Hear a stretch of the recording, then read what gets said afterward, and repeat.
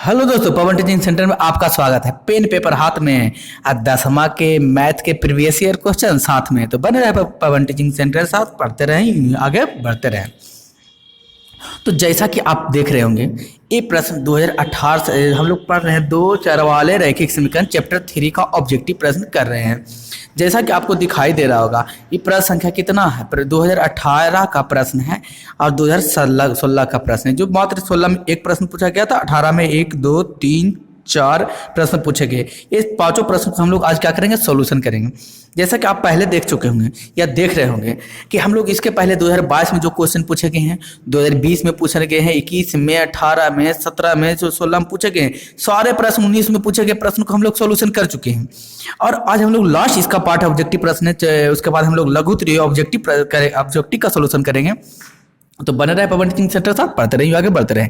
अंत में मैं आपको यही कहूंगा, अंत में नहीं, शुरू में मैं ही आपको यही कहूंगा, पढ़ लो, चाहे कहीं से प्रश्न आएगा यहीं से, इसलिए ध्यान देने योग बात, टेंशन ना लीजिए और यहाँ पर पढ़ते जाइए और आगे यूं बढ़ते जाइए।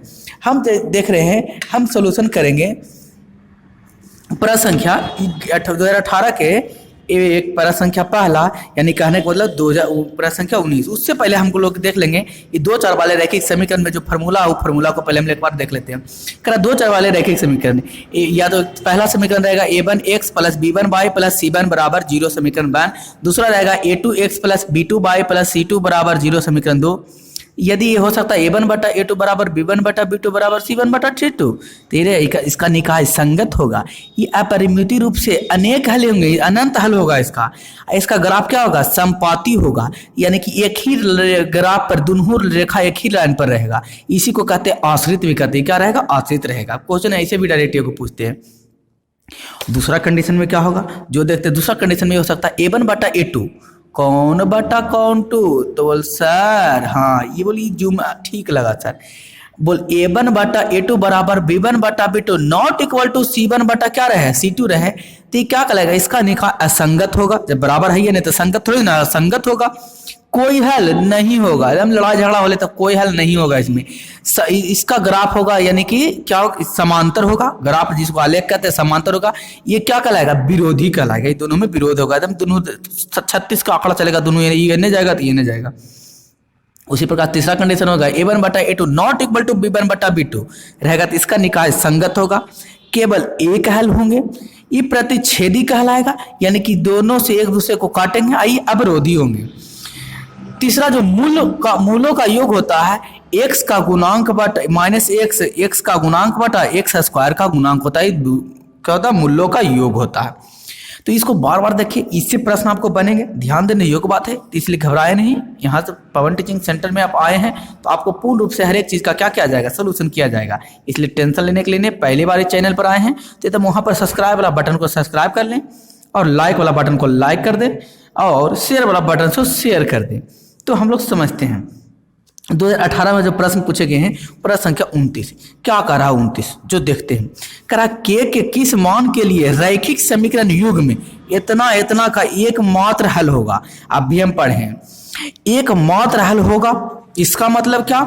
एकमात्र हल होगा तो कोई नहीं, केवल एक हल होगा। एक हल होगा लेकिन a1 बटा a2 not equal to b1 बटा b2 होना चाहिए। बोल हाँ सर, हम तो समझ गए। हम क्या आप समझ गए? समझदार ही हैं तो हम प्रश्न संख्या 29 का क्या कर देते हैं? सोल्यूशन भी कर देते हैं, क्योंकि आप समझदार। ध्यान देने योग्य बात है, यानी कि आप समझ रहे हैं, जान रहे हैं ये प्रश्न क्या कर रहा है, जिसके बारे में फिर से एक बार प्रश्न कर देते, क्योंकि प्रश्न दिख नहीं रहा था।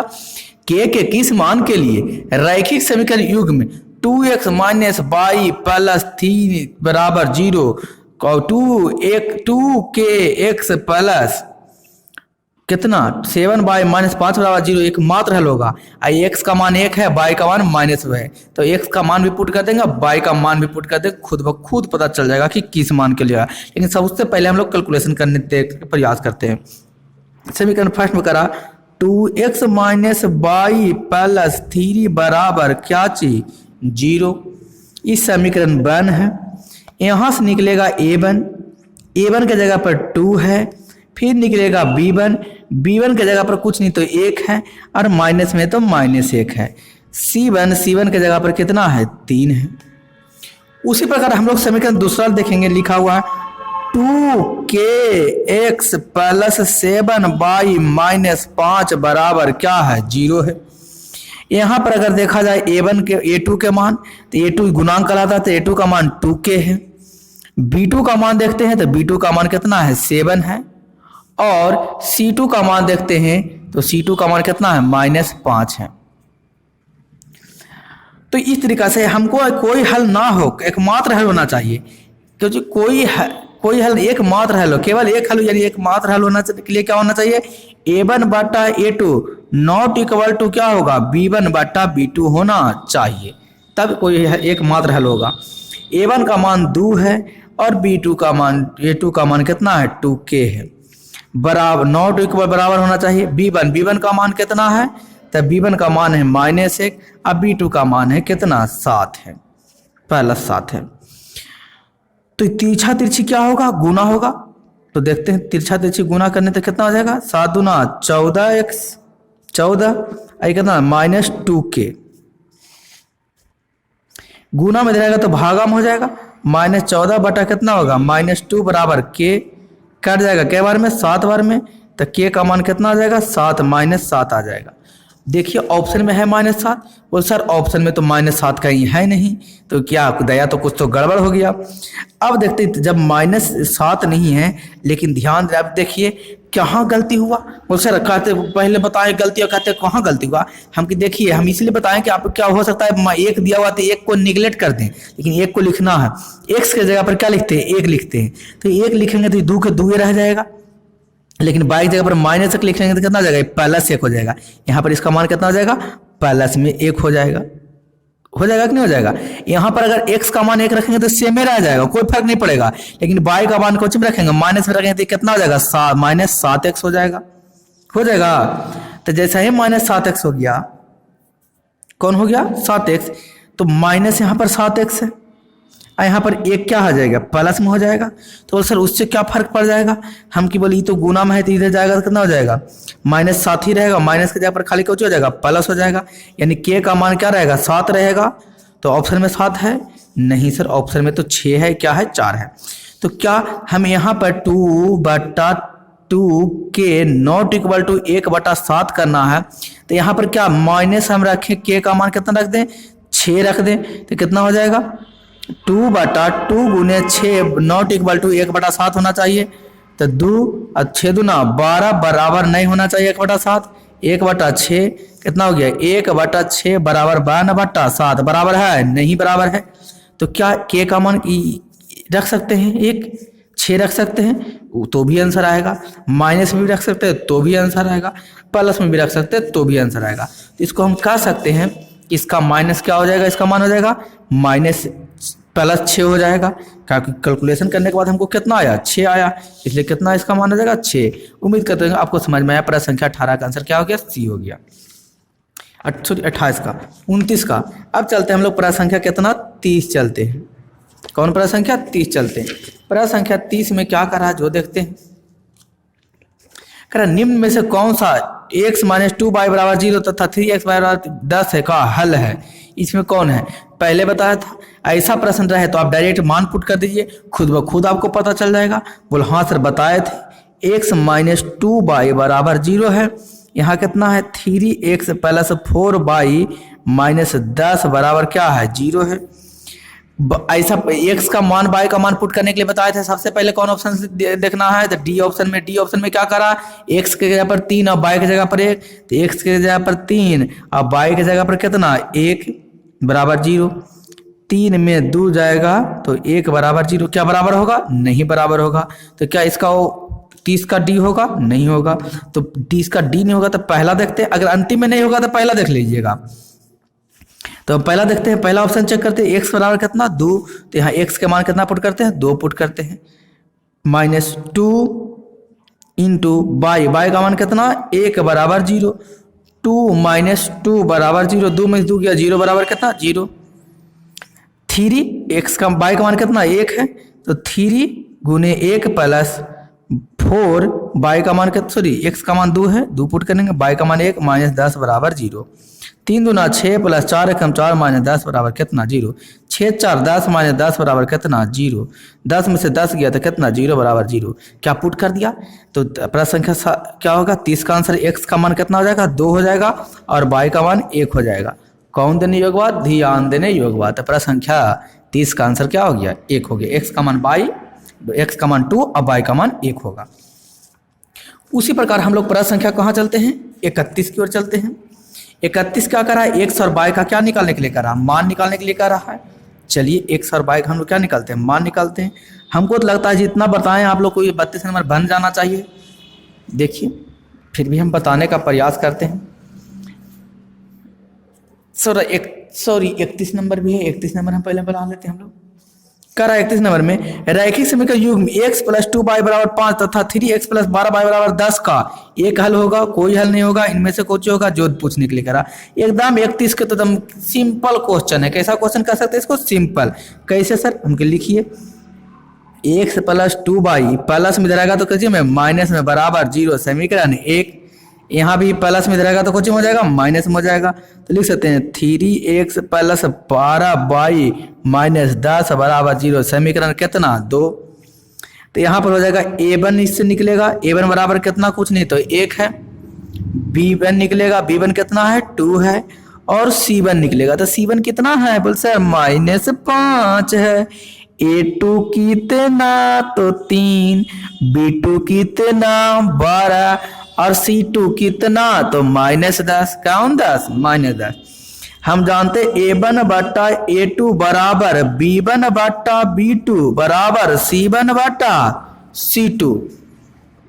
A1 का मान कितना 1, A2 का मान कितना 3 बराबर B1 का मान कितना 2 और B2 का मान कितना 12, C1 का मान माइनस 5 और C2 का मान माइनस 10।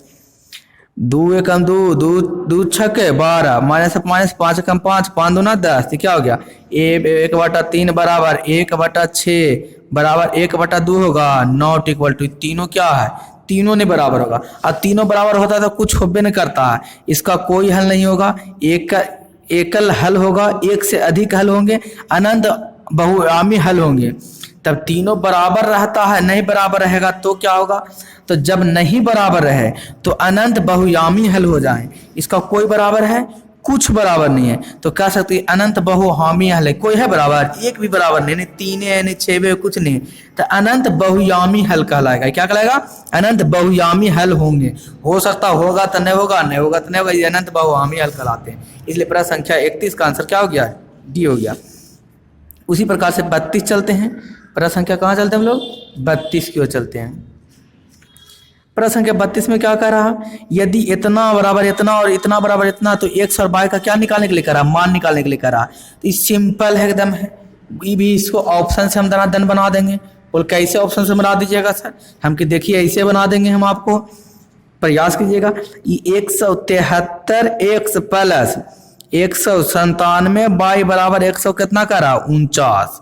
समीकरण 2 में क्या करा है 197 एक्स प्लस 173 बाई बराबर कितना 221 है। और एक्स और बाई का क्या निकालने के लिए करा, मान निकालने के लिए करा। कौन निकालने के लिए करा, मान। तो देखिए ये क्या होगा जो हम लोग देखते हैं, तो इसमें डायरेक्ट आप एक्स का मान ऑप्शन में पुट कर दीजिए 3, बाई का मान 2 बराबर अपने आप हो जाना चाहिए। बोल सर पुट करके बताइए नहीं सर, हम कि जो बराबर कर देगा वही सही होगा। तो देखते हैं एक्स के मान पहले हम पुट करते हैं कितना 3, तो 173 गुने कितना 3 प्लस 197 गुना बाई का मान कितना -2 बराबर 149।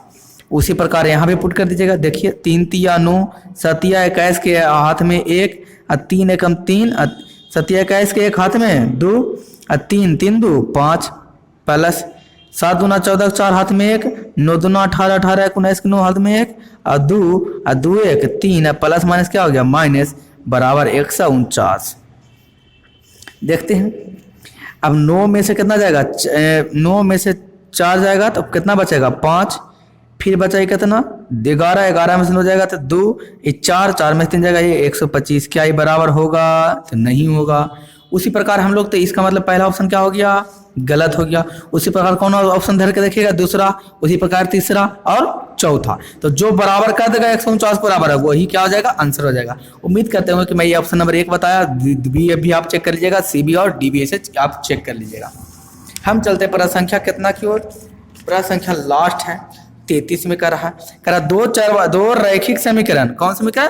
2 रैखिक समीकरण A X plus B one Y बराबर प्लस सी वन बराबर 0 और A X two plus A two X plus B two Y plus C two बराबर 0 और ए वन बटा ए टू बराबर बी वन बटा B two not equal to C one बटा C to का आलेख क्या होगा? तो बोल सर अभी तो स्टार्टिंग में तो हमको बताए थे, हमके बिल्कुल बताए थे। लीजिए फिर हम आपको क्या करते हैं? दिखाने का प्रयास करते हैं। ये कह रहा है क्या होना चाहिए? नॉट बराबर होना चाहिए। तो देखिए आपको नॉट बराबर वाला आपको दिखाई दे रहा होगा। तो आलेख कैसा होगा? ये तो इसका आलेख विरोधी होगा। ए वन बटा ए टू बराबर बी वन बटा B two not equal to C one बटा सी टू। निकाय असंगत। हल पूछता तो कोई हल नहीं, लेकिन पूछा आलेख, तो आलेख कैसा होगा? इसका समांतर या कह सकते हैं विरोधी। तो 33 का आंसर क्या हो गया? विरोधी या समांतर। आलेख पूछा, आलेख तो आलेख क्या लिखेगा आप? समांतर आलेख होगा। कौन देने योग्य बात? ध्यान देने योग्य बात। तो उम्मीद करते हैं कि आपको समझ में आया। दोस्तों अगर आपको ये वीडियो अच्छा लगा है तो लाइक और शेयर और सब्सक्राइब करना ना भूलें। बने रहे पब्लिक टीचिंग सेंटर के साथ, पढ़ते रहिए, आगे बढ़ते रहें। अंत में मैं यही कहूँगा, छोटों की प्यार करें, बड़े को सम्मान करें, अपना व्यक्तित्व इस तरीक़ा से कायम रखें कि आपके साथ रह रहे स्त्री भी सुरक्षित महसूस कर सकें। तो फिर मैं एक बार कहूँगा, पढ़े चाहे कहीं से, प्रश्न आएगा यहीं से। इसलिए कौन देने योग्य बात? ध्यान देने योग्य बात। इसलिए इसको पूरा उड़ा डालिए, बना डालिए और एक एक वीडियो को देख डालिए, जिससे आपको पढ़ने और लिखने समझने में आसानी हो।